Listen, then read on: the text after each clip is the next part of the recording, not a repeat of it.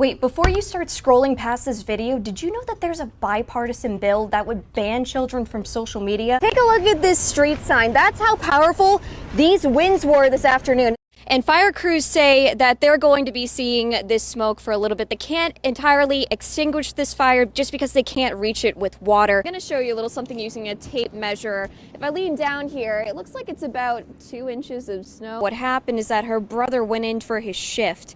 And then shortly after he went in, the family was alerted that he had been shot. But the owners tell me what was truly terrifying was a medical scare.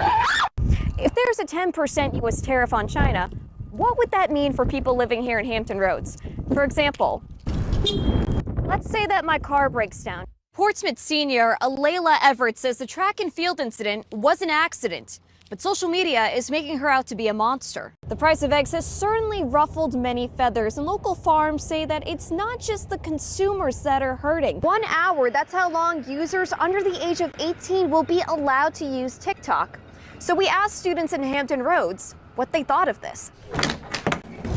And to get their attention, we took to the drawing board, drove out to Virginia Beach, and asked the million-dollar question. You want to talk to me about TikTok?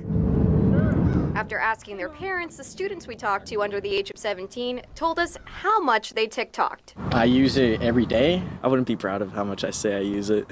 Basically every day is probably an addiction now. So like on days I was sick or during the summer, I would be on it maybe about 2-3 hours a day. If I wasn't doing something, I would just pull out my phone and get on TikTok. So I was like, that's probably not a good thing. On Wednesday, the app sent out a new guideline saying there's going to be a 60-minute default timer on the accounts belonging to those under the age of 18. And we were surprised to hear the reactions of the students. I don't think it's terrible because there are a lot of people that spend way too much time on it, and it's very bad for your mental health and I think self-image. And it's not just the kids getting kicked off. On Monday, the White House told government agency employees that there's a 30-day countdown to delete the app on government devices. This comes after the ban of the popular platform on the phones of federal government employees that was announced by Congress in December. The reason being because supposed security risks coming from the app headquartered in Beijing, China.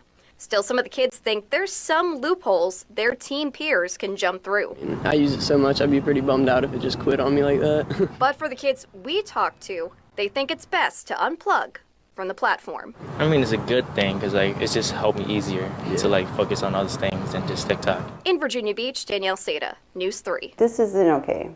It's been a long week for mom Esmeralda Castle. Her daughter, Angelina Resendez, was last seen May 29th at Naval Station Norfolk. Earlier this week, I spoke to her on Zoom before she flew from Harlington, Texas to Hampton Roads.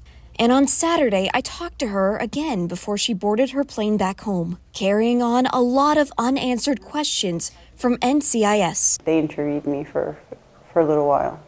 I took a lot of DNA swabs.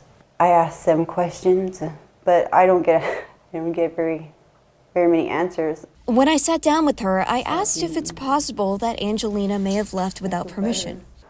I asked that question too, if that is something that they're saying, that they don't think that she's just gone without permission, that she's missing. Sad, sick, whatever, she shows up to work. And to back up that belief, Esmeralda says she personally explored her daughter's barracks. Her fan was still on. She had a yoga mat, stretched out on the floor with weights. She had food in there, her soups, little teas. She had water bottles. She also says there has been no monetary trail left behind. No money's been spent. She hasn't spent any money since the last day. Esmeralda admitted in the past Angelina has struggled with mental health. She was struggling with suicide for a little bit last year. When speaking to investigators, she's been given little to no information. I asked them if they had her phone. They can't tell me if they have her phone or not. I reached out to the NCIS and asked them why. They wouldn't say much, but did tell me that all info is confidential until they can gather as much info as possible. Any information they give out could be incorrect while an investigation is still ongoing. In other words, it's a waiting game. And despite being desperate for answers and heartbroken, Esmeralda has to go back to her other children in Texas. But she did have this message for her daughter in case she were to see this interview. I want to see you again. And I love you. Everything's gonna be okay.